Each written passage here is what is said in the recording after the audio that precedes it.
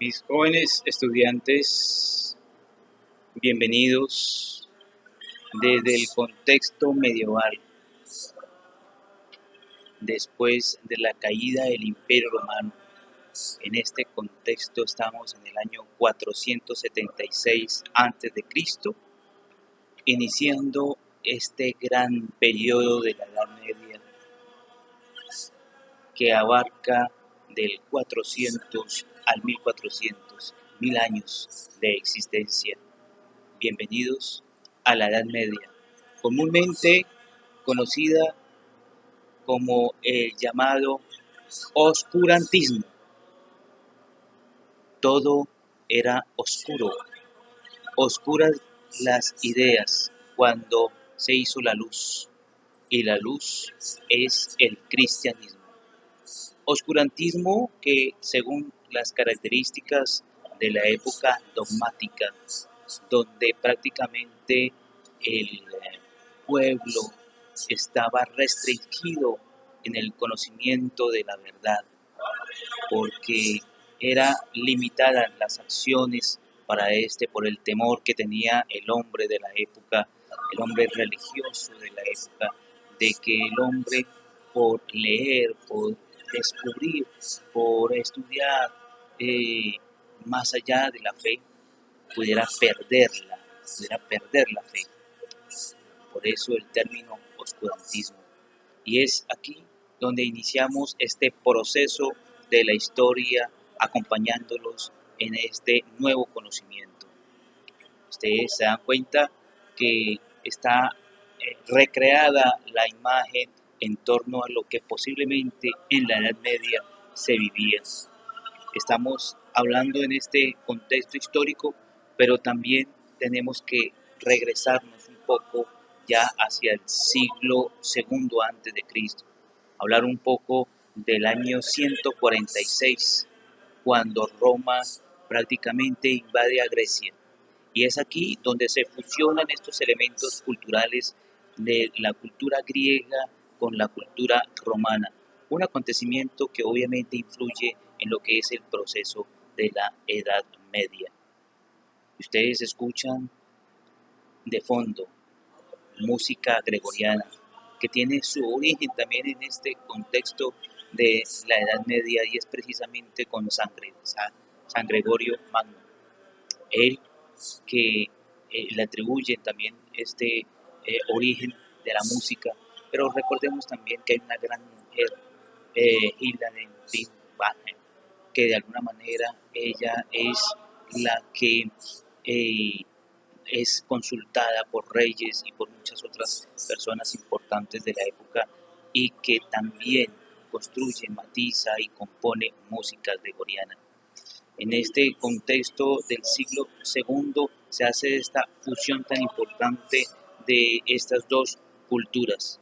Tenemos que regresarnos también a un acontecimiento que es necesariamente importante tenerlo presente, y es el inicio, o mejor, la aparición del cristianismo, siglo primero.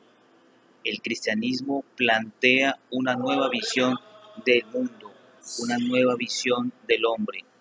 Antes estaba regida la humanidad en la antigüedad por múltiples posibles verdades mitológicas, pero llega un momento en que los griegos plantean algo diferente. Plantean que la razón puede ser un elemento para desmitificar aquellas figuras politeístas que existían en la época en Grecia y sus contextos en Europa. Pues ahí, después de estos procesos racionales originados en Grecia, pues precisamente pues vamos a ubicarnos en este siglo primero, donde aparece un personaje. Pero no olvidemos que en los primeros años de la filosofía medieval, o mejor, del periodo medieval, finales de lo que fue los últimos años del periodo antiguo, hay unas corrientes que tenemos que tener presentes y que influyen necesariamente y de manera muy importante en la medieval, y son las corrientes de platonismo, las corrientes de Aristóteles, las corrientes del estoicismo con Zenón de Sitio, donde prácticamente seguir un orden natural era lo mejor. Apartarnos de las cosas materiales era lo mejor desde un ámbito de la virtud y la razón, siempre teniendo en cuenta un fenómeno importante para contrarrestar aquellas cosas que nos hacían avivar o nos hacían avivar, sí, por decirlo de alguna manera, y las cosas materiales, y era la ataraxia. La ataraxia era esa forma interna de control que podíamos tener para que no dejarnos llevar por aquellos malos deseos de tener eh, cosas suntuosas, materiales. Es aquí donde hay un elemento importante que aporta al cristianismo. Tenemos también otra corriente filosófica que influye en esos primeros años de la medieval y últimos de la filosofía antigua, y es el epicureísmo, con Epicuro. Epicuro plantea que bueno es el placer y malo es el dolor. Está enmarcada una filosofía ética, un concepto ético, un concepto de felicidad, a partir seguramente de el placer, ese placer que invade al hombre y que de alguna manera lo constituye un elemento importante en medio de estas ideas que enmarcan esas primeras reflexiones filosóficas. Bueno es el placer, malo es el dolor, con Epicuro. Y de ahí, pues tenemos que plantear que en estos primeros años se da esa relación entre fe y razón. Prácticamente la fe viene siendo más importante que la razón, tanto que se dice en el argot, digamos, muy cultural, que de alguna manera la razón es la cenicienta de la fe. Viene a darse una relegación de la teología, eh, o mejor, de la razón sobre la fe. Eh, por eso tenemos que centrarnos en lo que se constituye como el cristianismo en sí. Y es que hablar de esta nueva figura del hombre, esta nueva forma de educar para los hombres en la fe, es acercarnos de alguna manera a ese nuevo concepto ideológico en torno a lo que significaba, o bien rechazar los conceptos griegos en esa fusión de la cultura romana que venía ya de alguna manera influenciada por Platón, o rechazar desde el cristianismo esa cultura, o unirse y sacarle el mejor provecho. Algo sabio que hicieron los padres de la iglesia, estas personas representantes de la iglesia en su momento, que dijeron, vamos a apostarle a poder unir el concepto filosófico con la mística, con la religión, pero siempre imperando de alguna manera el concepto teológico. Por eso hablamos de que hay dos movimientos, o hay una división, o hay un panorama en la Edad Media que está dividido en una primera parte en el siglo primero, el siglo tercero después de Cristo, donde hablamos de la influencia del gnosticismo. El gnosticismo viene también a influir en esta primera parte de este proceso de lo que es la influencia cristiana. El gnosticismo, pues gnóstico, no, gnosis, nos habla de conocimiento, ese conocimiento basado en la experiencia, adquirir la salvación a través del conocimiento es lo fundamental en el gnosticismo. Por eso, para el cristianismo en ese momento, el hombre eh, conoce a Dios y conociendo a Dios se salva a sí mismo. Por eso es importante tener también presente esta corriente que aparece en estos primeros siglos del inicio de la Edad Media. Hay también otro elemento importante en el proceso y es precisamente en medio de esta patrística donde pues, se habla de unir la filosofía y la religión, ¿verdad? Eh, los padres de la iglesia, patrística, pater, estos hombres que de alguna manera son los líderes como Orígenes, como San Agustín. Después aparece otro elemento a partir del siglo quinto, sexto, al siglo XV. Estamos hablando, recuerden ustedes que un siglo lo componen 100 años. Y en este proceso, algunos historiadores hablan a partir del siglo VIII, se desprende otro movimiento dentro de la medieval, que es la escolástica. Escolástica, escola, educación, escuela, y es aquí donde aparecen los monasterios. Y hay digamos, una discrepancia, porque de alguna manera el pueblo común no podía acercarse a conocer las letras, sino aquellos que eran elegidos de una manera especial y podían acercarse a educarse en esos lugares, en esos monasterios tan importantes y tan grandes, fabulosos, que se desarrollaron en el periodo de la Edad Media. Aquí la escolástica está enmarcada no por Platón, sino por Aristóteles. Entonces vemos cómo patrística versus, o mejor, patrística es acogida la fe en torno a ideas platónicas. Escolástica es acogida la fe en esa trance de unión, fe y razón a partir de las ideas aristotélicas. Hay que tenerlo ahí muy claro para poder nosotros ver que uno de los representantes en el periodo de la de la escolástica es precisamente Santo Tomás, que vive hacia 1225 más o menos, hacia el 1274. Juan Escoto, inclusive también otro de los grandes de este movimiento en este momento histórico. Bueno, muchachos, tenemos que en este panorama de la filosofía medieval tenemos que tener presente que la fe y la razón juegan un papel fundamental. La razón como elemento inferior a la fe. Nadie pone en duda los valores de la fe. Hay un dogmatismo al 100%, no se puede poner en duda.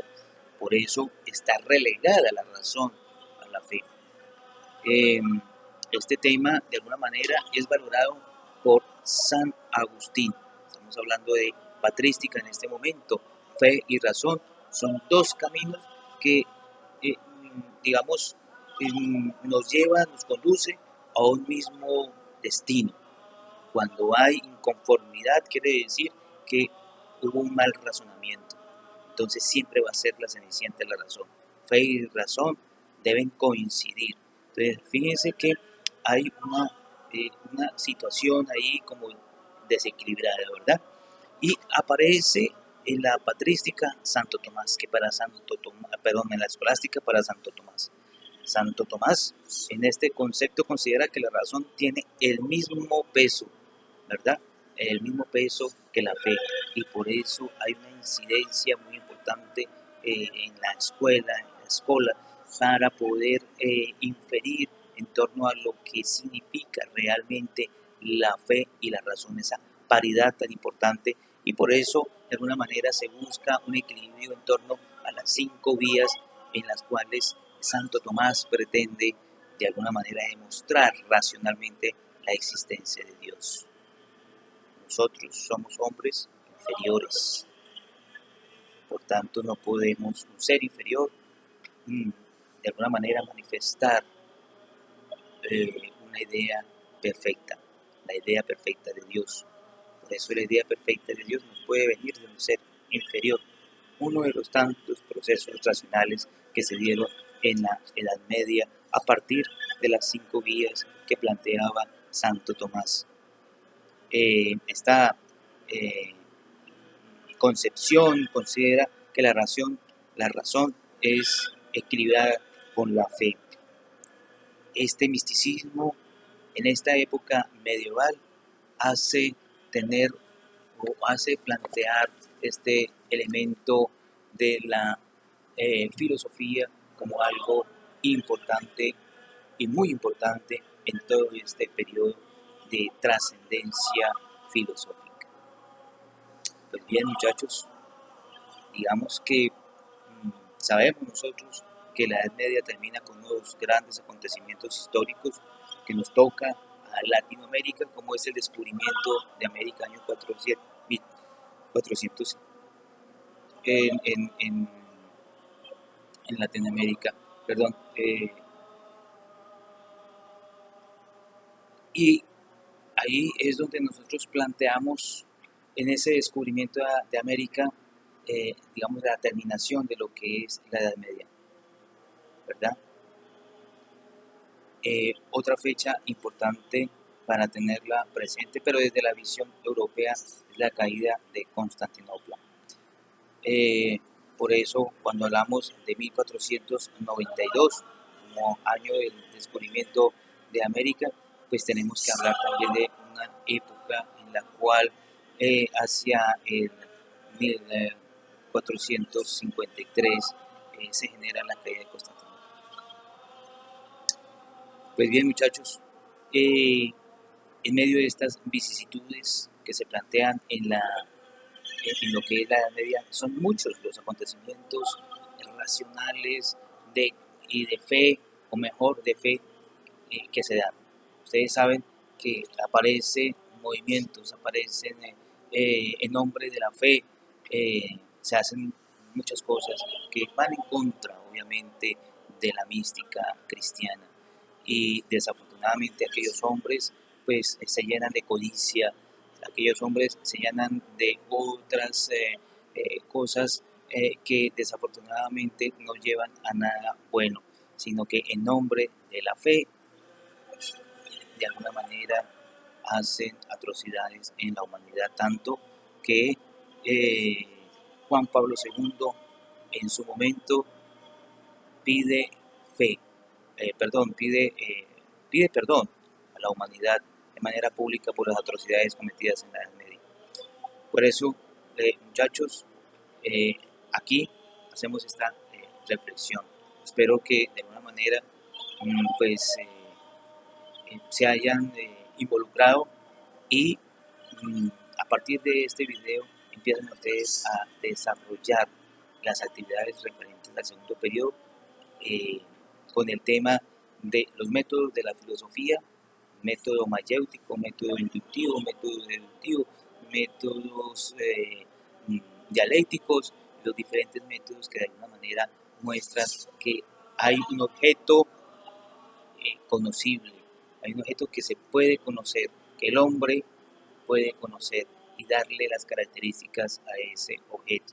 Y hay múltiples formas de conocer, pero hay dos en particular, que es a partir del empirismo y la razón, que empiezan a jugar digamos, eh, eh, eh, esa situación importante terminada o al final de la Edad Media. Por eso es importante que tengamos presente estos dos conceptos a partir o después de lo que es el proceso de la Edad Media. Por eso ustedes van a encontrar, digamos, una primera actividad del segundo periodo referente a los métodos de la filosofía y el grueso de la temática que es la Edad Media. Por eso van a encontrar algunas actividades que van a estar ya señaladas en su pestaña de trabajo en clase y ahí les van a dar los tiempos determinados para que ustedes puedan entregar esas actividades. Pues les auguro éxitos y comentarles que la evaluación de esta primera parte va a ser la realización de un video en el cual expliques de acuerdo a lo que las temáticas que viste en torno a la Edad Media, puedas explicar de una manera este proceso importante de la Edad Media. Puede ser a partir de un autor eh, y todo lo que de pronto has aprendido en las diferentes actividades, cómo lo puedes plasmar a partir de un video, que puedes también usar recursos que puedas tener en tu casa, inclusive también puede participar tu familia. Éxitos y en el contexto medieval, muchas bendiciones para todos.